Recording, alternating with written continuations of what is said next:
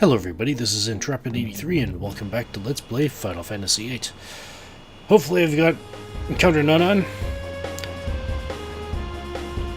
But, yeah, maybe I'll check it once we make a stop at Shumi Village and take a look to see if that Ultima drop point has recharged or not. Alright, be right back.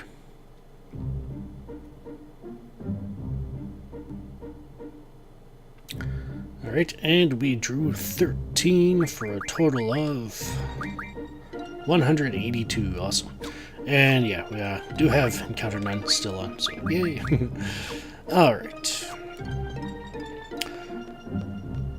Now, where we are going this episode, I highly recommend bringing Zell with you.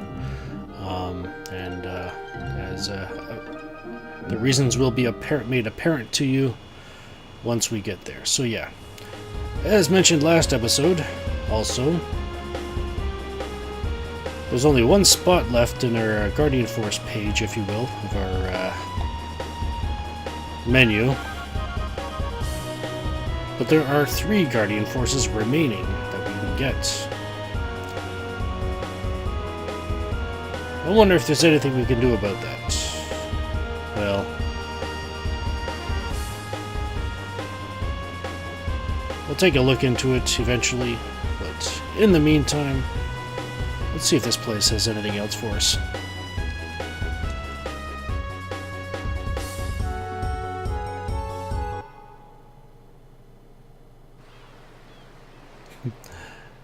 Epic shot of the Ragnarok there.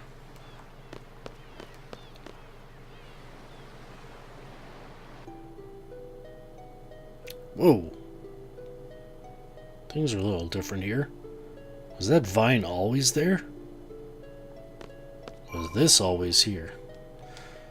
Well, I guess I'll take care of some junctions and Guardian Force abilities, and I'll be right back. Alright, I'm all done, and here's what we've got. Zell has no junctions. Squall has all the junctions, but Selphie also does not have any junctions. So, for Squall, he has all of the Guardian Forces: Quezacotl, Shiva, Ifrit, Siren, Brothers, Diablos, Carbuncle, Leviathan, Pandemona, Cerberus, Alexander, Doomtrain, Bahamut, Cactuar, and Tonberry. Got full life on HP, Blizzaga on strength, Ultima on vitality, Tornado on magic, Reflect on spirit, triple on speed, Firaga on elemental attack, Bio and life on elemental defense, Sleep on status attack, Pain, Confuse, and Asuna on status defense. Nothing on hit junction for obvious reasons. He's already got perfect hit percentage, but yeah. So for commands and abilities, he has Level Up, Recover, and Draw. I'll eventually be swapping this out for Card, but yeah, just should we come across any draw points, you know, show them to you, I guess, what they are. And then we've got Mug, HP plus 40%, Vitality plus 40%, and Encounter None. So there we go. For abilities, we've got Quezacotl learning Mid-Magic Refine, Shiva's learning Elemental Attack Junction, Ifrit's learning Strength Bonus, Siren is done. Brothers is learning GF-HP plus 30%, Diablos is learning GF-HP plus 30%, Carbuncle is learning GF-HP plus 20%, Leviathan's learning Summon Magic plus 10%, Pandemona is learning Strength Junction, Cerberus is learning Status Attack Junction, Alexander's learning Revive, Doomtrain is learning Status Defense Junction times 4, Bahamut's learning GF-HP plus 30%, Cactuar is learning Luck Junction, and Tonberry is learning Summon Magic plus 20%. So, there we go. Alright. Let's go deeper down the rabbit hole, shall we?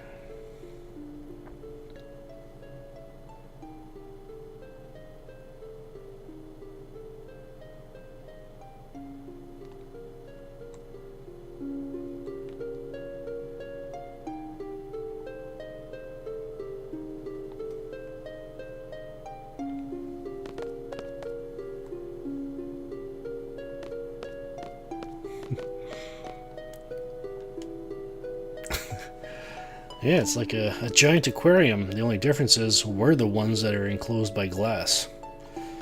And steel. What's up, Zell?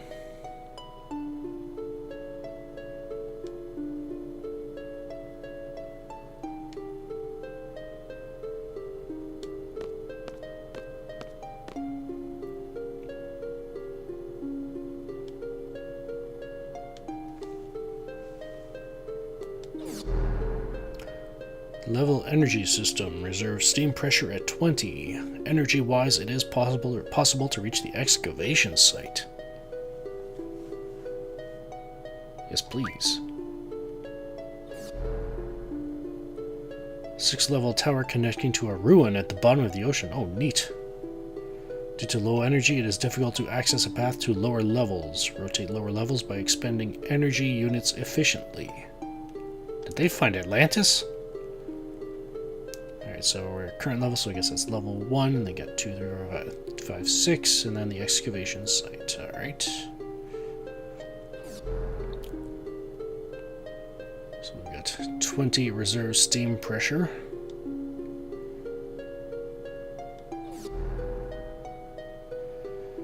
Energy type, reserve steam pressure. Selecting energy equals selecting a route. So there's multiple routes, okay.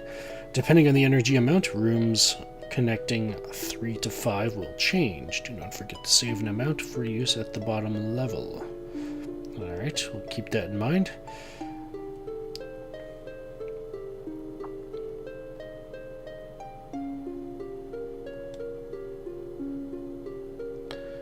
And in order to get to level 2, we need to spend 4. Alright. I guess expend. Technically the correct term, I guess. Alright. So yeah, no matter what, you're forced to use 4 of them to get to the second level. But before we do that, what's this? Dispel. We've got lots of Dispel. If you've run out by any chance, like I said, there is a battle coming up in which having Dispel could be rather useful. So yeah, I think I've actually got over 10 of them still. So yeah, if you've still got some, or if you don't have any, or if you're running out, it might be a good idea to draw some just in case. So yeah, but I guess I'll double check just to make sure I've got enough, or at least I feel like we have got enough. Not you, not Zell. Yeah, okay, so we've got 12 of them. Alright. Hopefully that'll be enough. You know what? Just in case. Rather have it and not need it than need it and not have it, you know? So, there we go. Alright, let's go deeper. Oop, yeah. You have to actually literally go in from this side. From the center of the what appears to be a ring. Anything else, you just won't let you. So, yeah. Alright, what's this? Alright, so, yeah, as hinted at in the console above, there are multiple paths through here. Pardon me. I will be taking what is called the fixed encounters route. However, I will also be mentioning, how you can get down there the normal way. The route I'm taking, you need Zell in order to get the fixed encounters. Even if you have Zell and you take the normal route, you will not get the fixed encounters, so just keep that in mind. And if you decide not to bring Zell, or if you decide to go the normal route and so you don't get the fixed encounters, you can still do what I intend to do once you get down there, but it'll just take a bit longer. And there's also a third way in which you can do with what I intend to do, but I'll get into that once we get down there, and you'll definitely won't want to do that unless you absolutely, without a doubt, I don't know how, be absolutely in love with Triple Triad. Yeah, you might want to go this route as well. So, alright, so if you want to take the normal route, you can expend 2 here. However, I will be expending 1. You need a minimum of 10, pardon me, 10 steam pressure by the time we get to the bottom.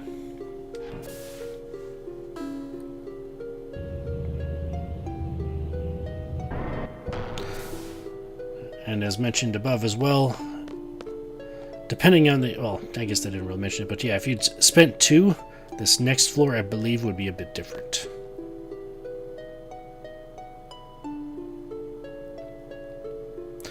So yeah, this floor would be a bit different. I believe if you spent 2 reserve steam pressure, I believe there's actually there would be another console here, which you would use that to then go into this room, which is a steam room.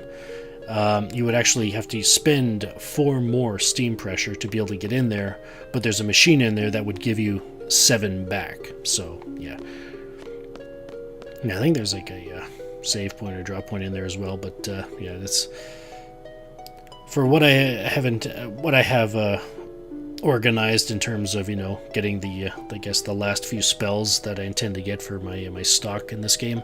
I don't think it's necessary. So yeah. All right. So here, I believe this. No matter which room you got, I believe 1 is the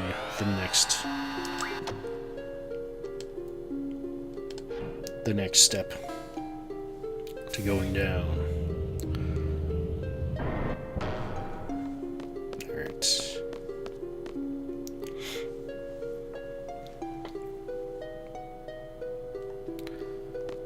And this one as well is 1.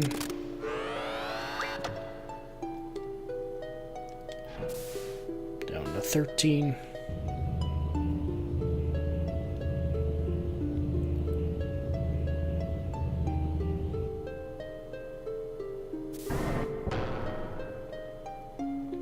All right.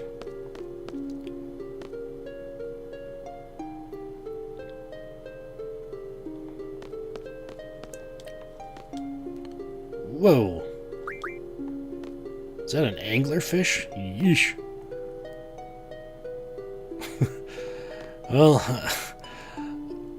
I would say I'm glad I can't see the teeth, but just knowing it's an anglerfish? Yeah. Anyways, yeah. Use 1 to go even further down. 12 steam pressure to go. Or remaining.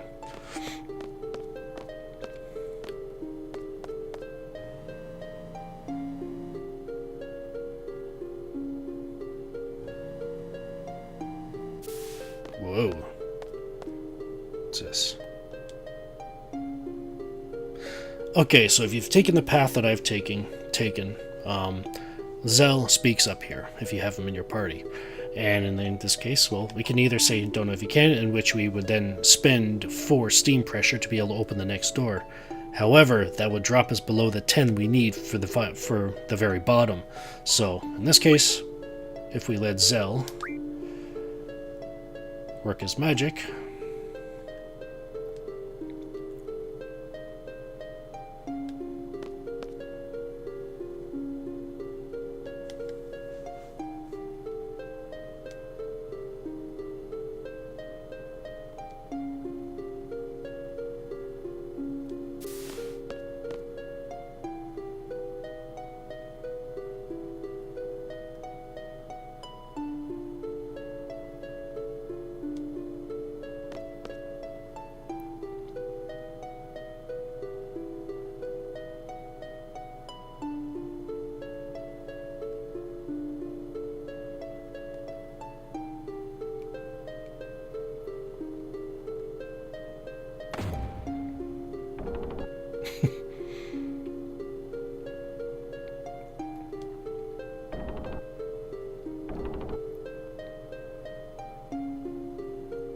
we can proceed without spending the steam pressure. Pardon me. But yeah, even if you'd come down here the normal route and, you know, you had Zell with you, I don't believe he actually speaks up. You just end up spending the 4 steam pressure, then you end up with, I think you actually end up with exactly 10. So yeah, this route that I've taken will result in fixed encounters on the way down, including random encounters as well, which is why I have encounter none, just so that I only run into the fixed encounters. The fixed encounters cannot be run from. You have to go through with them, so that's why I am now going to be putting Card back on Squall. There we go. So yeah, the if you do not have encounter not equipped, the random encounters, you can still run from those. It's just you cannot run from the fixed encounters, that's all. Alright, so, and as far as what's coming up, yeah, I'll wait a little bit longer for that, but has to do with the Guardian Force abilities. I suppose I should actually introduce you to what exactly is going to be happening here. There's a save point.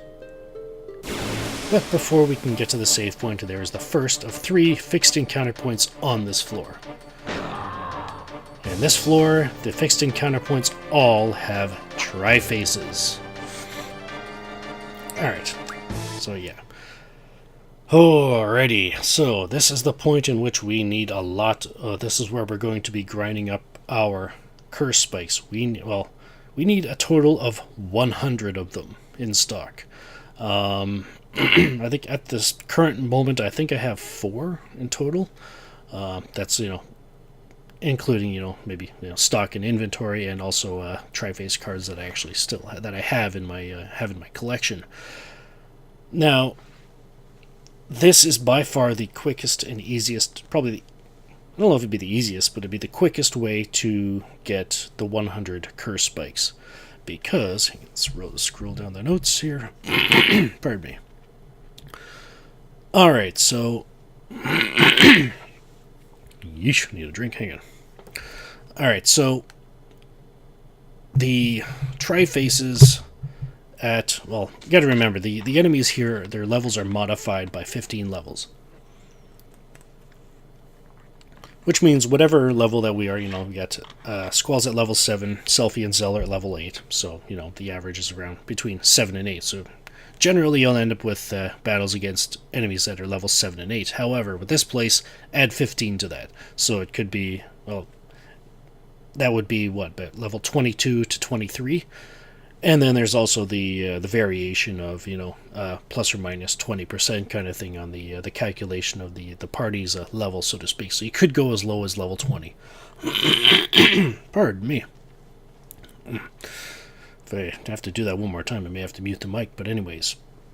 So yeah, at level 20, the Tri-Face has 7,040 hit points. However, what we want to do is we actually want to level this thing up to above level 30. Why would we want to do that? Because of what we can mug from it. Alright, so basically the normal Tri-Face at the the regular 7 or 8, between levels 1 to 19, you'd be able to mug 1 to 2 curse spikes from it. There's a 25% chance of doing that. At level 20 to 29, it jumps from 1 to 2 to 2 to 3. But the biggest jump is when it gets to level 30 and above, which then you can mug 6 to 8 curse spikes. And on top of that, we'll be carding it as well, so we could potentially get anywhere from 7 to 9 curse spikes per battle. So yeah, that is a lot quicker than playing. I think I worked out if you didn't have any, Tri-Face cards whatsoever, and you had to go through the full 100 Tri-Faces or Tri-Face cards and curse spikes or whatever. If you wanted to play cards and you wanted to win 100 Tri-Face cards, I worked out the math, and you would, on average, this is average, it could be less, it could be more. Actually, no, I think, yeah, it could be less, it could be more, but on average, you'd have to play 220 triple triad games with that I guess the guy that I pointed out back in Dalit near the beach, that only plays level 3 cards. So yeah, I think it was like a 45% chance of getting a 5 and 11 chance of getting a Tri-Face card every single time. Then I just worked out the math, to figure out how many it would need to get 100, and yeah, on average you'd have to play 220 triple triad card games. So yeah, this one probably a bit quicker. So yeah, and this way you'd only need to, I believe you only need to get into up to 15 battles, depending on how many Tri-Face cards you have. I think I've got 4, and each of these Tri-Faces drops 8 AP as well. So yeah, I'll have listed in, that's obviously going to result in some Guardian Forces learning some abilities. So again, in the video description, I'll list the the abilities I intend to have the Guardian Forces learn as they get learned, as their abilities are learned. And yeah, so I think actually Quezacotl, Shiva, and Ifrit should actually be finished by the time we're done here. The only one that might not be is Shiva. That also that just depends on how if if and how many times we're able to steal 8 curse spikes rather than the 6. So yeah, I based the math on the only getting the six curse spikes throughout. So yeah. Anyways, with that out of the way, let's we need to actually get Squall by himself. It's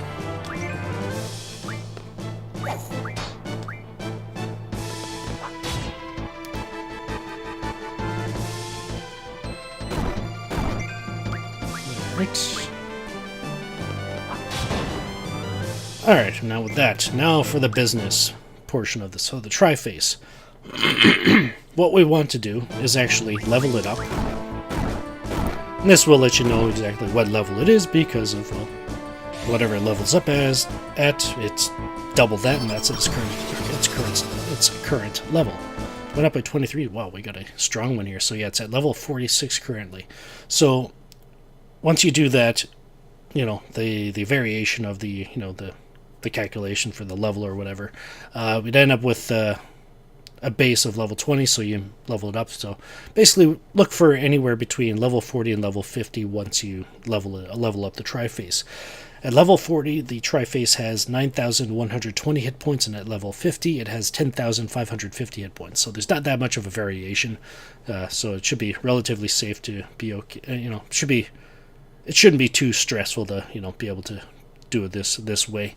I mean, if you want, you can draw some stuff from it. I think it has Stop, Bio, Pain, and Flare currently. And just for the sake, oh yeah, I don't have Draw equipped, so I guess I really can't show that. So as for elemental affinities, it's very weak to Holy. Holy does triple damage. Very weak to Fire as well, just not as much. Fire does 2.5 times damage, so that's why Faraga's on the elemental attack, and it absorbs Bio. Pardon me. Alright, so now for status susceptibilities, it's 90% susceptible to Slow, 80% susceptible to Sleep and Doom.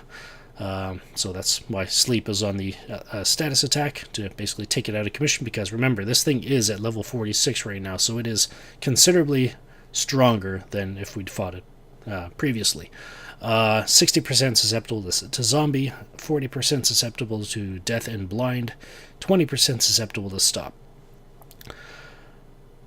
On the note of the death susceptibility, I was actually thinking about using this as a precursor to the level grinding coming up. Because, this thing does give you quite a bit of experience, let's put it that way. I was thinking about doing that, but, then I realized, probably not. For one, it would make things more complicated than it needed to be. And two, I can't remember exactly. There was actually a really good reason that I thought of why not to do it here. I just can't think of it off the top of my head right now. But just trust me, it's not a good idea to do it here, or not as good of an idea as it seems. So yeah. Now for the mugging, 25% chance you'll be able to mug it. But if you do, at level 20 to 29, so if we had not before we leveled it up, you'd be able to mug 2 to 3 curse spikes. However, at its current level, at level 30 plus, you can actually mug 6 to 8 curse spikes from this thing. So yeah, that combined with carding it, we could potentially be seeing 7 to 9 curse spikes per battle. So yeah, definitely much quicker than playing 220 triple triad games. So yeah, and then there's the drops as well, which is just to point out why Mug is definitely the way to go here. There's a 69% chance it'll drop 3 poison powders, 20% chance it'll drop 2 dead spirits, and 10% chance it'll drop 2 curse spikes. So yeah, definitely the Mug is the way to go for curse spikes here. As for attacks, it's got 4 attacks. The first one, Poison Gas, is probably the most dangerous one. It's multi-target, and I believe, and it can inflict poison and confuse on you, so that hence the junctions that I have. We've got pain and confuse on status defense, which basically makes Squall immune to the poison status as well as the confused status. And on top of that, there's also the double-sidedness of the poison status, in that you know, it can actually cause damage to you, which is what the poison damage to you as an element, so that's why I have bio on elemental defense as well, to negate that, or at least now that attack actually heals us, so that's definitely a plus there. Another attack called Acid, it's a single target, and I think it actually it only uses it if there's only more than one person in the party, but either way, it'll only use Acid if its HP drops below 50%, and it'll always hit, and it's considered a physical attack, so yeah. And then there's also two other physical attacks. There's Bite, which is it's literally called Bite. Single target, it's physical damage, but it does does twice as much damage as its regular physical attack. I think it's pretty much the same animation, but it's one is called Bite and the other is just a straight up a physical attack. So yeah, the Bite attack does double the damage of its normal physical attack. Alright, so with that out of the way, this is how we intend to deal with this. First, well, we've leveled it up. That's what we wanted. We're going to be doing that every time. Next up, we just want to start mugging. I'm expecting Squall to do around 1,000 damage with the trigger every time, so... There's one. Alright, we got the curse spikes right away. Awesome. So I'm going to probably attack about 7 times. That's 2. 3... 4, 5, 6, and 7. The reason why I chose 7, you may want to choose 6, just if you're not too sure, because if that hit had woken him up, I'd want to attack again to put it back to sleep kind of thing. And with the 80% susceptibility to sleep, there's a good chance that'll happen. So yeah, that's basically why I chose 7. To do that. Like I said, you may want to choose 6 if you want to be a bit safer. Because yeah, even then, even card itself is chance based on the amount of hit points that has been taken off it. So yeah, just to give you maybe a little bit of a buffer with regards to, you know, if you can't card it before it wakes up again, then you can attack it and put it to sleep again. So yeah. All right. So with that taken care of, let's start trying to card it.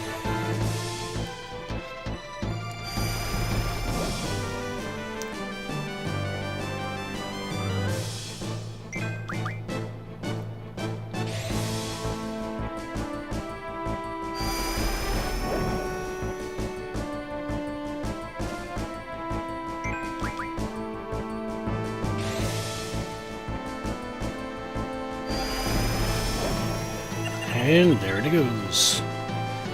So it is, the Ultima Weapon card. We didn't get the Tri-Face card, but anyways. So yeah, we got 6 Curse Spikes out of that. And 8 AP. So yeah, that's the first of the fixed encounter points. And just, you know what, let's actually do this now. No, I'll do it later. I'll do it afterwards. So that's the first one. You notice it's not there anymore. Yeah, so basically what happens is there's 3 fixed encounter points. If you go through all 3 encounter points, in order to get the fixed encounters back, you have to leave the screen and come back. So let's, I'll go take care of the other 2 Tri-Fate. There you go, 6 more Curse Spikes there, and the actual Tri-Face card this time. And the 3rd encounter point is right here. Alright, and we actually mugged 8 Curse Spikes that time, and we got the Tri-Face card on top of that, so that's 9 Curse Spikes from that one battle. So yeah, just went to the next screen, and we did learn a few abilities at the end of the last battle there, so yeah. So how many Curse Spikes do we have? Let's find out. Where's the Tri-Faces? So we've got 26 Curse Spikes so far. Probably eventually just hold on to 1 card just for the sake of the collection, but yeah, 26 Curse Spikes, and that's 1 pass through that level, so to speak. Alright, what was I? Oh yeah, abilities. Alright, so, who was it? Yeah, Ifrit is done. Siren's done. Who else learned? Alexander finally learned Revive. Yep, Elemental Defense times 4. And who else learned? Tonberry, that's what it was. Alright, so let's get him to 8 GF HP plus 30%. There we go. Alright, so, yeah, basically that's it. In order to get the encounters back, yeah, leave the screen, go back, and they should all be there again.